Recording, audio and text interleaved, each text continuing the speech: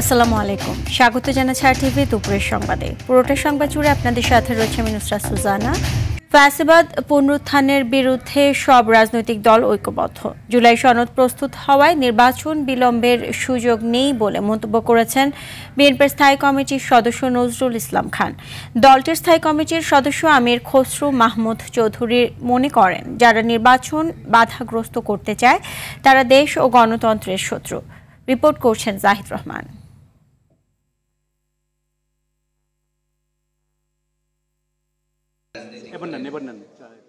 রাজধানীর নীলক্ষেতে ICMAB মিলনায়তনে সাবেক মন্ত্রী বিএনপির ভাইস চেয়ারম্যান মরহুম আব্দুল মান্নানের পঞ্চম মৃত্যুবার্ষিকী স্মরণসভার আয়োজন এটি। এতে অংশ নিয়ে দলটির স্থায়ী কমিটির সদস্য আমির খসরু মাহমুদ চৌধুরী বলেন, গণতান্ত্রিক প্রক্রিয়ার মধ্যে নতুন কিছু যুক্ত করতে হলে তা সংসদের মাধ্যমে আনতে হবে। কিন্তু আসলে পার্লামেন্টারি প্রক্রিয়ার মধ্যে সবকিছু নিহিত আছে, আপনি এটাকে কাজে লাগাতে হবে। এটার উপর আমরা আলাপ করতে পারি, নতুন নতুন ধারণা এনে আমাদের সংসদীয় গণতন্ত্রকে আপনি ভুল পথে নিয়ে গিয়ে সংসদীয় গণতন্ত্রের যে কার্যক্রমকে বাধাগ্রস্ত করে এটাকে অন্যদিকে নিয়ে গিয়ে সেটা করা মোটেই ঠিক হবে না। এফডিসিতে ফ্যাসিবাদ বিরোধী ঐক্য ও জুলাই চেতনা নিয়ে ছায়া সংসদ বিতর্ক প্রতিযোগিতায় অংশ নিয়ে নজরুল ইসলাম খান বলেন, জনগণের ভোটে নির্বাচিত সরকারই সংস্কার করবে। আমাদের দলগুলোর মধ্যে যে দূরত্বই থাকুক না কেন, এরা কেউই অগণতান্ত্রিক দল না, এরা সবাই গণতান্ত্রিক দল এবং সবাই বোঝেন যে গণতন্ত্রের বাহন হলো নির্বাচন। নির্বাচনের পিঠে চড়েই গণতন্ত্র আগায়, প্রতিষ্ঠিত হয়। কাজে নির্বাচনের ব্যাপারে কারো কোনো বাধা আছে বলে আমি মনে করি না। আমি মনে করি যে নির্বাচনের জন্য যেটা দরকার সেটা হলো নির্বাচনী পরিবেশ, নির্বাচনের প্রস্তুতি এবং জনগণের আকাঙ্ক্ষা, এ সবই নির্বাচনের পক্ষে আছে। অতএব আমি মনে করি যে ঠিক হবে, নির্বাচন হবে ইনশাল্লাহ শীঘ্রই। সাংবিধানিক প্রতিষ্ঠান থেকে দুর্নীতি দূর করাই হবে নির্বাচিত সরকারের প্রধান লক্ষ্য। জাহিদ রহমান, RTV, ঢাকা। জুলাই আন্দোলনে রায়েরবাজার বধ্যভূমিতে গণকবর থেকে 114 জনের লাশ তোলা হবে। ডিএনএ পরীক্ষার পর সেগুলো পরিবারের কাছে হস্তান্তর করা হবে বলে জানিয়েছেন স্বরাষ্ট্র উপদেষ্টা জাহাঙ্গীর আলম চৌধুরী। তিনি জানান, নিষিদ্ধ সংগঠন আওয়ামী লীগের সঙ্গে বাহিনীর কেউ জড়িত থাকলে ব্যবস্থা নেওয়া হবে। শাকিবুর রহমানের সহায়তায় দীপ্ত চন্দ্রপালের রিপোর্ট। থানার সার্বিক কার্যক্রম পরিদর্শনে সকালে রাজধানীর মোহাম্মদপুর থানায় আসেন স্বরাষ্ট্র উপদেষ্টা। এ সময় থানার বিভিন্ন কক্ষ পরিদর্শন করেন তিনি। স্বরাষ্ট্র উপদেষ্টা জানান, 5 আগস্ট ঘিরে কোনো শঙ্কা নেই। নিষিদ্ধ সংগঠন আওয়ামী লীগের বিভিন্ন গোপন বৈঠকে নাশকতার অপচেষ্টা শক্ত হাতে দমন করা হবে। কোনো ধরনের শঙ্কা নাই। আপনারা যেইভাবে সাহায্য এবং সহযোগিতা করে যাচ্ছেন, কোনো ধরনের কোনো শঙ্কা হবে না। যে জড়িত থাকবে কাউকেই ছাড় দেওয়া হবে না, সবারই আইনের আওতায় নিয়ে আসা হবে। আর যেহেতু আপনারা বললেন যে তাদের কার্যক্রম নিষিদ্ধ করা হয়েছে, এবং তারাও যদি কোনো রকমের অপকর্ম করতে চায় কোনো রকমের ছাড় পাবে না। থানা পরিদর্শন শেষে জুলাই আন্দোলনে শহীদদের গণকবর জিয়ারত করতে রায়েরবাজার বধ্যভূমিতে যান স্বরাষ্ট্র উপদেষ্টা। শহীদদের লাশ শনাক্তে ডিএনএ টেস্টের জন্য লাশ কবর থেকে তোলার কথা জানান তিনি। যাদের এখানে দাফন করা হয়েছে তাদের কিন্তু অনেকে শনাক্ত করা যায় না। আমরা অবশ্য আছে যে এদের কিভাবে শনাক্ত করা যায়, এই জন্য আমাদের চিন্তা ভাবনা আছে এবং খুব তাড়াতাড়ি আমরা হয়তো শনাক্ত করার ব্যবস্থা করব। এতদিন হয়েছিল তাদের আত্মীয় স্বজন অনেকেই মানে কবর উঠানো হোক রাজি হয় নাই, এখন মোটামুটি তারা সবাই রাজি হয়েছে। তাদের ডেড বডি আমরা শনাক্ত করব এবং যদি কেউ ডিএনএর মাধ্যমে, আর যদি কেউ যদি এখান থেকে তাদের গ্রামের বাড়িতে নিয়ে যেতে চায় ওটাও আমরা তাদের অ্যালাউ করব। গণকবর সৃষ্টির নেপথ্যে থাকা সবাইকে আইনের আওতায় আনার কথাও জানান স্বরাষ্ট্র উপদেষ্টা। দীপ্ত চন্দ্রপাল, RTV, ঢাকা। ফ্যাসিস্ট স্বৈরাচার শেখ হাসিনার পতনের প্রথম বর্ষপূর্তিতে জুলাই ঘোষণাপত্র উপস্থাপন করা হবে, এমনটা জানিয়েছেন প্রধান উপদেষ্টার উপপ্রেস সচিব আজাদ মজুমদার। খুদে বার্তায় তিনি জানান, অন্তর্বর্তী সরকার জুলাই ঘোষণাপত্রের খসড়া চূড়ান্ত করেছে। আগামী মঙ্গলবার 5 আগস্ট 2025 বিকেল 5টায় গণঅভ্যুত্থানের সব পক্ষের উপস্থিতিতে জুলাই ঘোষণাপত্র জাতির সামনে উপস্থাপন করা হবে। এ বিষয়ে বিস্তারিত অবিলম্বে ঘোষণা করা হবে।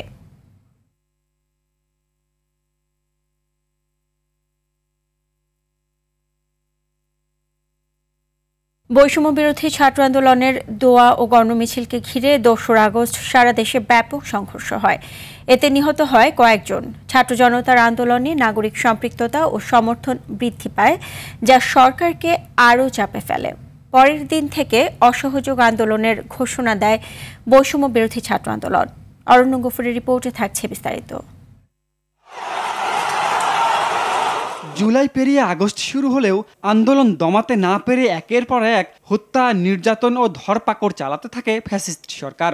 এর প্রতিবাদে ৩৩ জুলাই অর্থাৎ ২ আগস্ট সারা দেশে দোয়া ও গণমিছিলের আয়োজন করে বৈষম্য বিরোধী ছাত্র আন্দোলন। এদিন রাজধানীর উত্তরায় পুলিশ ও আওয়ামী লীগ নেতাকর্মীদের হামলায় আহত হয় শতাধিক শিক্ষার্থী। সিলেট হবিগঞ্জেও সংঘর্ষ হয়, সেখানে পুলিশের গুলিতে মারা যায় একজন। রণক্ষেত্রে পরিণত হয় খুলনা। শিক্ষার্থীদের সঙ্গে অভিভাবকরাও যোগ দেন শিববাড়ি থেকে সোনাডাঙ্গামুখী বিক্ষোভে। শিক্ষার্থীরা পুলিশের সহিংস হামলার প্রতিরোধ গড়ে তুললে ঘটনাস্থলে এক পুলিশ ও অন্তত এক ছাত্র নিহত হয়।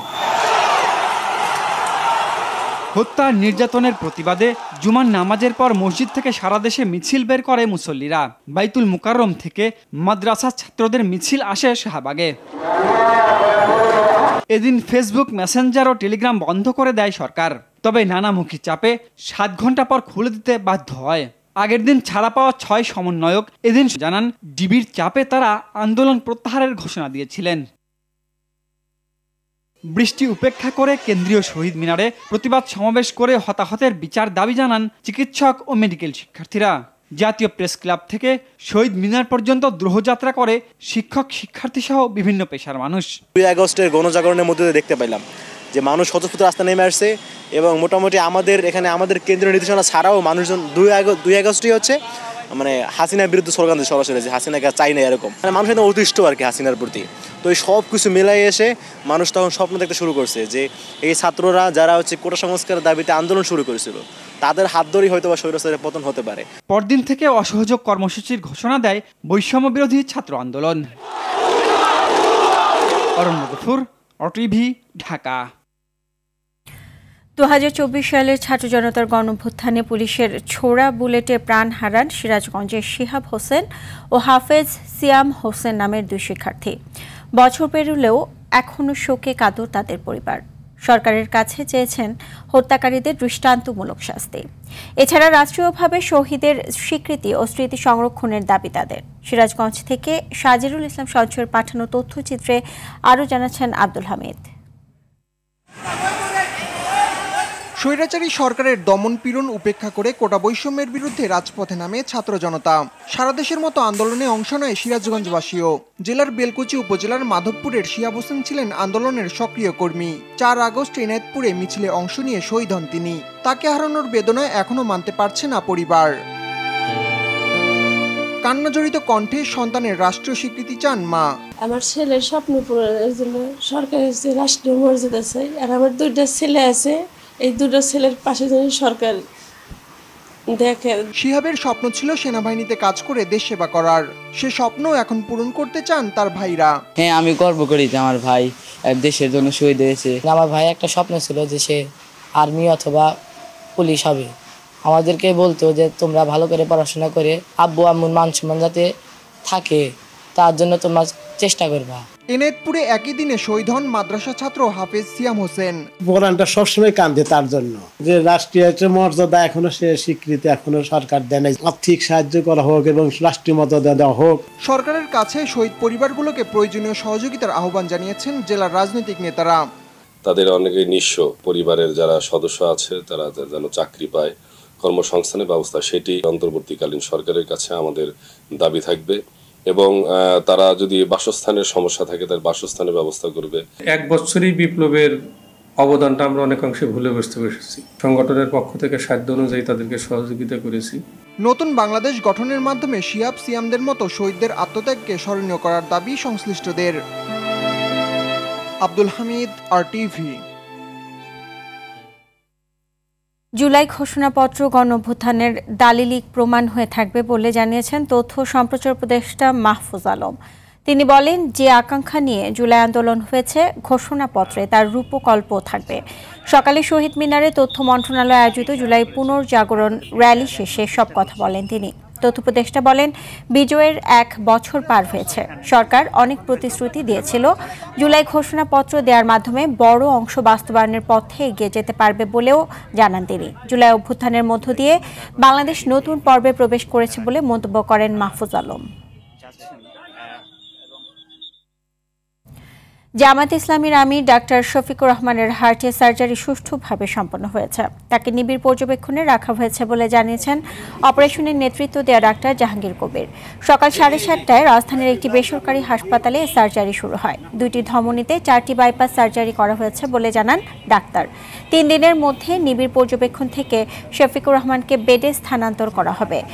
1 সপ্তাহ পরই জামায়াতের আমির বাসায় যেতে পারবেন বলেও জানান ডাক্তার। 3 সপ্তাহ পরই তিনি স্বাভাবিক কাজকর্ম সহ রাজনীতির মাঠে ফিরতে পারবেন বলেও আশা চিকিৎসকদের।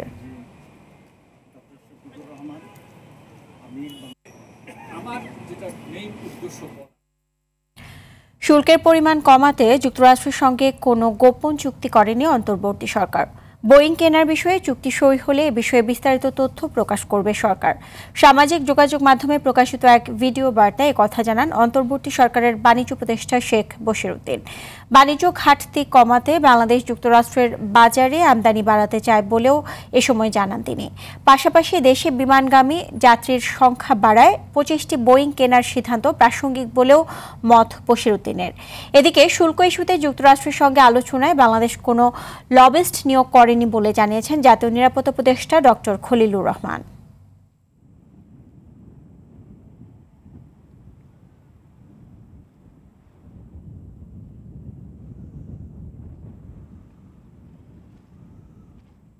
আমাদের নিজস্ব স্বার্থ জলাঞ্জলি দেওয়ার কোনো সুযোগই নেই। আর নিজস্ব স্বার্থ জলাঞ্জলি দিলে আমাদের সক্ষমতার ঘাটতি ঘটবে এবং তাতে আমাদের বাণিজ্য চুক্তি করে কোনো লাভ হবে না। কোটিখানিক যাত্রীর একটা মার্কেট আমাদের রয়ে গিয়েছে। সো অতএব 25টা বিমান ওই বিবেচনায় কিছুই না, আমাদের এর থেকে আরো অনেক বেশি কিছু দরকার। 3 দশক পর বিভিন্ন সেবার মূল্য বাড়াচ্ছে চট্টগ্রাম বন্দর কর্তৃপক্ষ। 56টি সেবার বিপরীতে সর্বোচ্চ 60% পর্যন্ত মূল্য বাড়িয়ে সম্প্রতি নৌপরিবহন মন্ত্রণালয়ের নতুন শুল্ক কাঠামোর প্রস্তাবনা পাঠিয়েছে বন্দর।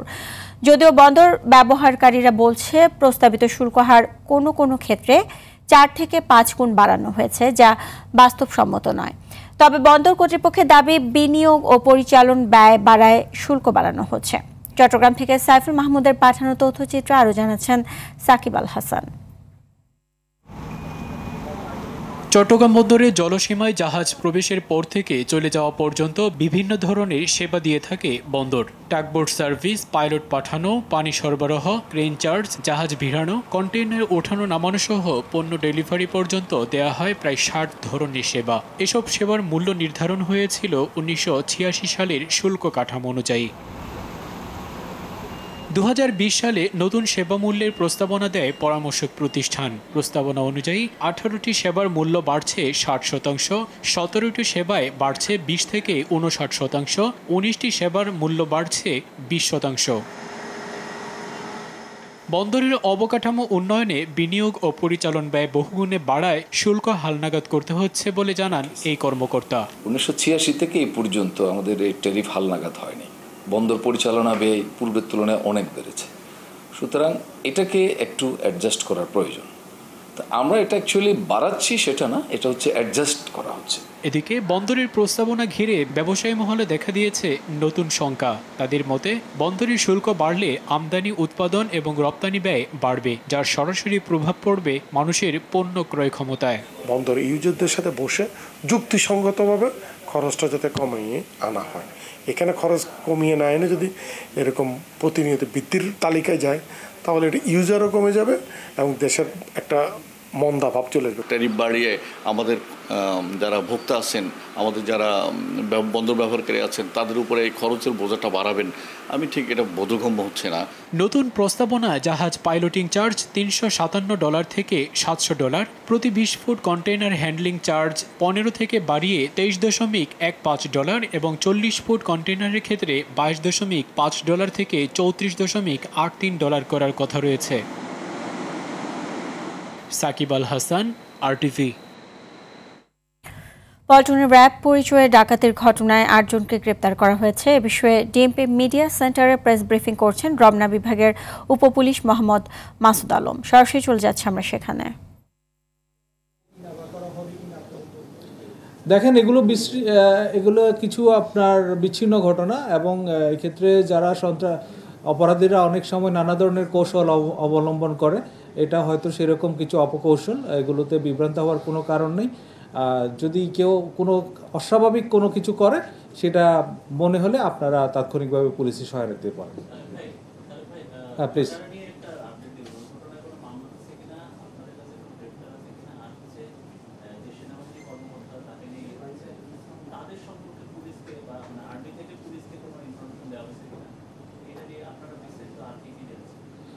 জি, ভাটারা থানার ক্যাবি কনভেনশন হলের যে ঘটনা, সেটার বিষয়ে ভাটারা থানায় একটা মামলা রুজু করা হয়েছে, এবং এই মামলায় এই পর্যন্ত 22 জনকে গ্রেফতার করা হয়েছে। এখানে কার কি সংশ্লিষ্টতা ছিল সেটা যাচাই বাছাই করা হচ্ছে। আমরা বিষয়টা খুব গুরুত্ব দিয়ে তদন্ত করছি। ধন্যবাদ সবাইকে। দর্শক, এতক্ষণ দেখছিলেন ডিএমপির রমনা বিভাগের প্রেস ব্রিফিং এর কিছু অংশ। রাজধানীর গুলিস্তানের সুন্দরবন স্কয়ার মার্কেটের আগুন নিয়ন্ত্রণে এসেছে। ফায়ার সার্ভিসের 11টি ইউনিটের চেষ্টায় বেলা 11:15টার দিকে আগুন নিয়ন্ত্রণে আসে। তবে পুড়ে গেছে। এর আগে সকাল 10টার দিকে মার্কেটের 5ম তলায় আগুন লাগে। আগুন লাগা ভবনটি আগে থেকেই ঝুঁকিপূর্ণ বলে জানিয়েছে ফায়ার সার্ভিস। ভবনে আগুন নিরোধক কোনো কিছুই ছিল না। এ অগ্নিকাণ্ডে কেউ হতাহত হয়নি। আগুন নিয়ন্ত্রণে ফায়ার সার্ভিসের পাশাপাশি পুলিশ, বিজিবি ও সেনাবাহিনীর সদস্যরা কাজ করে।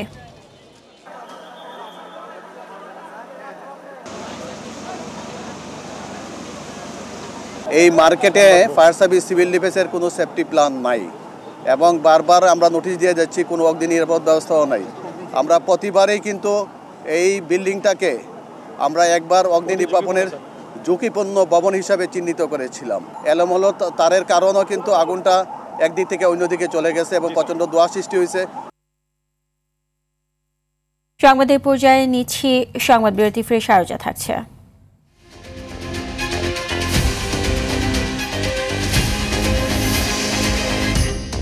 ইসরায়েলি হামলায় গাজায় অন্তত 106 ফিলিস্তিনি নিহত, আহত আরও 550। মৃতের সংখ্যা ছাড়িয়েছে 60,300।